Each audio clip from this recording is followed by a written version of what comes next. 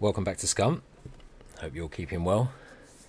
Just a quick couple of minute video on the update that came out yesterday. Here we have brand new coastal POI down in Z3. Quite huge. Beautiful down here. And there it is. And you're going to try and butcher it. So be my guest. And as you can see, I'm wearing a new hoodie.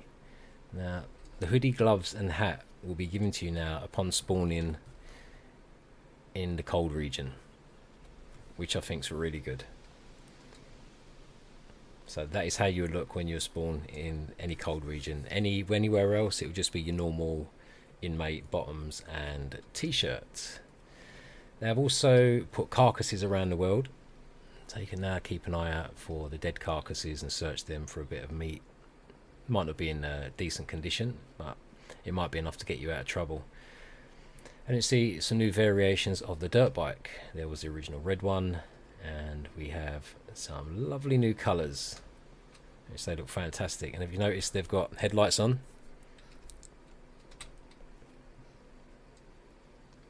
There you go, headlights work on these, and I've also put them on the original red one. Now for those that were jumping in the cars, getting stuck, whoops, puppets there, I've jumped in the wrong seat, damn, what do I do? There you go. As you can see that you've got a display come up on the right where it shows you F1 for the driver's seat, F2 and F3 to change the seats. And there you go, so it shows where you are. So F1 for the driver's seat, F2 for passenger, and F3 and 4 for the rear seats. So that's a great addition, I do like that. Yeah, I've done that a few times, running back to the motor and got in the wrong door. So you see the coastal POI, absolutely huge. Big old town down here, lovely. It's starting to fill up nice around here now. Can't wait for the salt mines and stuff like that to come in. Let's take a little look at the new admin settings so you can set the maps and zones. Now, so you don't have to mess around, with your G pool or wherever you are. So you can do this on the fly and it instantly changes. So you can just set up zones in an instant. So you've got zone configurations. I've only just quickly gone and done this last night, just had a quick check, so bear with me.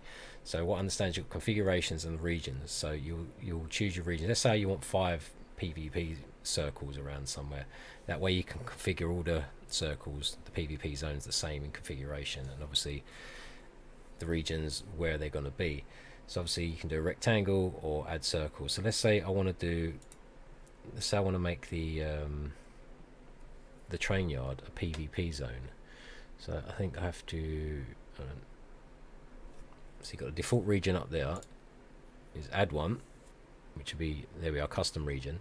So now if you click on the middle of there, it's got your coordinates down here.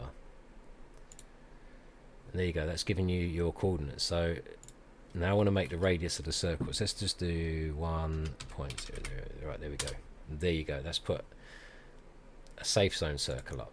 Now that's because there's only one safe zone configured. So what I need to do is add a zone now, and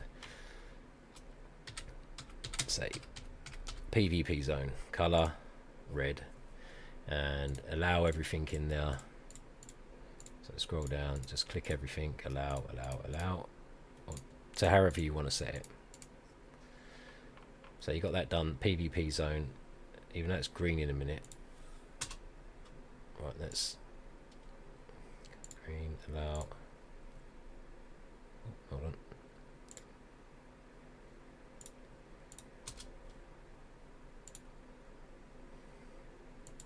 On the wrong one, right? So yep, PvP zone,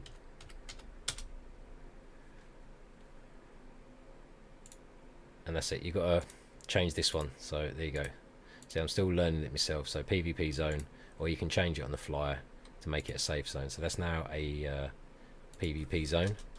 So that's all saved. So you've got that one down as there, default region up there. So let's say you want to add a a trader zone. So say you had 3 traders shops about, and then you could make them zones where you only have, you can turn off all the player damage but have puppet damage on, a bit of boxing damage maybe for a bit of fun. So you can part off whole maps like that. And obviously the rectangle, you could do that just anywhere. So I know, let's say I wanted to make a safe zone here. So we'll have to, let's do that, and then do that. There you go. So we've got the rectangle come up. You can obviously twiddle about your sizes as you go, and we'll have to go on to configure the safe zones so you can block everything. You get the gist. Block everything all the way down. Block, block, block, block, block.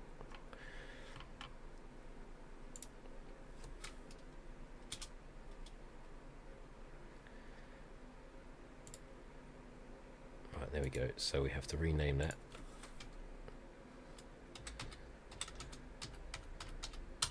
Safe zone. So there we go.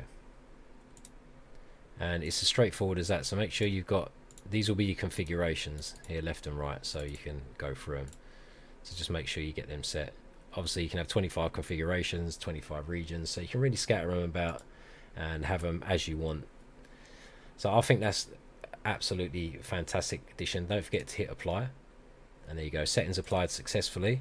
And when you come out, those zones, there you go, are on the map. So as soon as you obviously walk in there, you know you've entered the PvP zone or the safe zone, etc, etc.